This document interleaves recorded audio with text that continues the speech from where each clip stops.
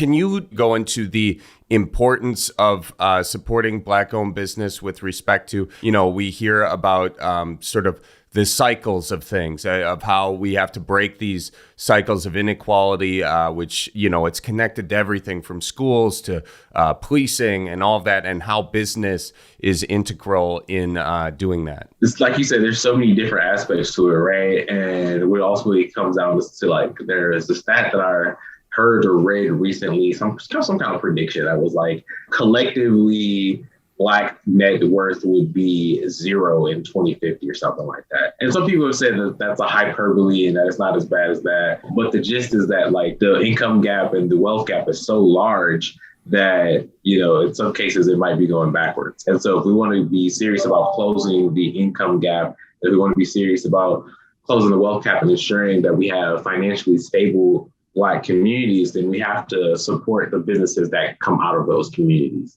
We have to do it intentionally. And I think that's why we built MKE Black. And I think that it's important that not just White people take the time and the effort to support these businesses, but people of all cultures and genders and everybody to come into the community to see that there are great things happening. Because once we can start to change the narrative around the things that are happening in Black communities, then it'll have a cycle effect of, okay, there's great things happening. We can do more. We can invest more in these neighborhoods.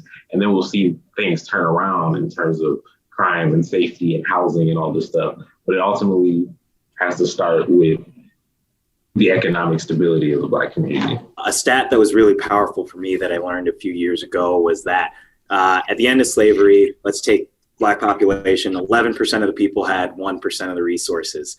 That has changed over 100 years to 1.5% of the resources. So 11% of the people have 1.5% of the resources, which truly isn't a way to, I'd say, sustainably hold yourself up. And then looking at things like financial capital, social capital, all of that, it gives you the space to take your life and say, now let me have some times where I can enjoy, where I can share, where I can give some of that honest heart to my culture. I mean, I think, Charlie, you're a perfect example. I watched your video about the spa quick trip this weekend on Instagram, but then you're also able to have dialogues like these. And when you're able to combine that social capital, that financial capital to build a life around yourself, you're just able to share and give and like bring so much perspective to other people. And so the more cultures that can do that, the better. And so here at MK Black, we're committed to helping the Black business community and Black professionals that work for other businesses and enterprises. But with that, in a cross-cultural lens, it's really looking at seeing how we can all work together better and keep having that like really shared pool of ideas where we can respect each of our uniqueness, but then also share ideas, perspectives, and just have a chance to, I'd say, really have a good time with each other. So roll out the barrel and get the band brewing. Life's got you down, just keep her moving.